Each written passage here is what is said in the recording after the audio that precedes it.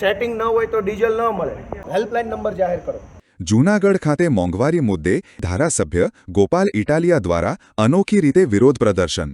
કે જે ખેડૂતને ડીઝલ ન આપવામાં આવે એ હેલ્પલાઇન નંબર ઉપર ફોન કરી શકવા જોઈએ। ધારાસભ્ય ગોપાલ ઇટાલિયા બળદગાડા અને ઊંટગાડી લઈને કલેક્ટર ઓફિસ પહોંચ્યા। જે પેટ્રોલ પંપ ઉપર સંગ્રહખોરી થતી હોય ત્યાંથી પણ જનતા હેલ્પલાઇન નંબર ઉપર ફોન કરી શકે એવો હેલ્પલાઇન નંબર જાહેર કરવાની વિનંતી કરી છે। ધારાસભ્ય ગોપાલ ઇટાલિયા અને રાજુભાઈ બોરખત્રિયાની આગેવાનીમાં કલેક્ટર મારફતે મુખ્યમંત્રીને પાઠવ્યું આવેદનપત્ર। પેટ્રોલ, ડીઝલ, દૂધ, ગેસ સહિત ખેડૂતો અને ટ્રાન્સપોર્ટરોની વધતી સમસ્યાઓ મુદ્દે ધારાસભ્ય ગોપાલ ઇટાલિયાની કલેક્ટરને ધારદાર રજૂઆત। જૂનાગઢ જિલ્લાના કલેક્ટર સાહેબને અમે આવેદનપત્ર આપવાનો કાર્યક્રમ કર્યો। જે રીતે ગુજરાતમાં છેલ્લા ઘણા દિવસોથી ખાસ કરીને પશ્ચિમ બંગાળની ચૂંટણી પૂરી થયા પછી જે રીતે ડીઝલની અછત ઊભી થઈ છે એનાથી ગુજરાતભરના ખેડૂતો, ટ્રાન્સપોર્ટરો, ટ્રાવેલ્સનું કામ કરતા લોકો, ઉદ્યોગ કરતા લોકો ખૂબ પરેશાન છે।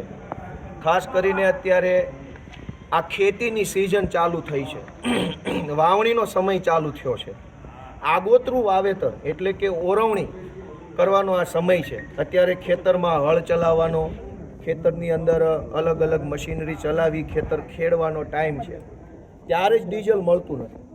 હવે ખેડૂતે જો ચોમાસામાં એટલે કે જૂન મહિનાની અંદર જો જુલાઈ મહિનામાં જૂન જુલાઈમાં ખેતી કરવી હોય તો અત્યારે મે જૂન મહિનામાં હાથી આંકવું જરૂરી છે। હાથી આંકવા માટે ટ્રેક્ટરમાં નાખવાનું ડીઝલ મળતું નથી, લાંબી લાંબી લાઈનો લાગી, ગુંડાઓને મળે છે, કોન્ટ્રાક્ટર જે હોય ભાજપના એને ડીઝલ ખાનગીમાં કાળાબજારીઓ મળે છે, માથાભારે માણસોને મળે છે। સીધા સામાન્ય ખેડૂતોને ડીઝલ આપવાની પેટ્રોલ પંપ ઉપર ના પાડી દેવામાં આવે છે। ભાજપનું સેટિંગ હોય તો ખાનગીમાં મળે, સેટિંગ ન હોય તો ડીઝલ ન મળે।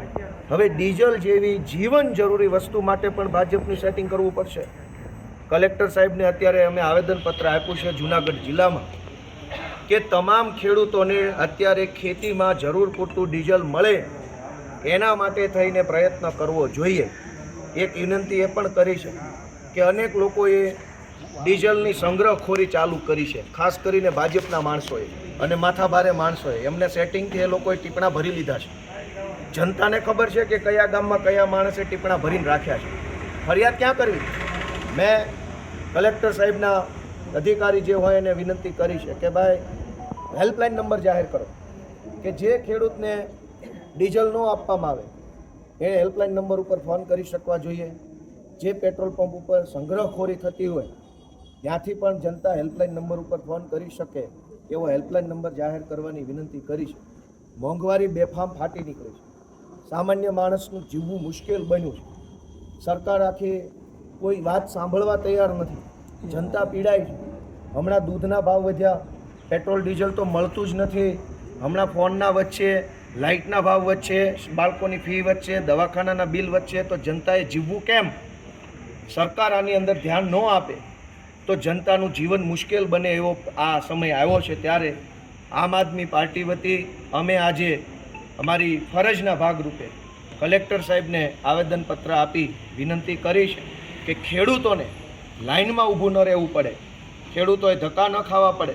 હવે ગામડેથી 5-10 લીટર પેટ્રોલ બાળીને પેટ્રોલ પંપે આવે તો પેટ્રોલ પંપવાળો એમ કે 2 લીટર જ આપીશ, 5 લીટર પેટ્રોલ બાળીને ટ્રેક્ટર લઈને તો પંપે આવ્યા તો પંપે આવ્યા એટલું પેટ્રોલ એ પંપવાળો ના આપે અને માથાભારે માણસોને મળે, સેટિંગ વેળાઓ એને મળે, આમ જનતાને ન મળે। એટલે આ પરિસ્થિતિ બદલવા માટે થઈ અને અમે આજે આવેદનપત્ર આપ્યું છે। આશા રાખીએ કે જૂનાગઢ જિલ્લામાં આ ડીઝલની જે કંઈ તંગી અછત છે એ દૂર થાય અને ખેડૂતોને સમયસર ડીઝલ મળવા લાગે।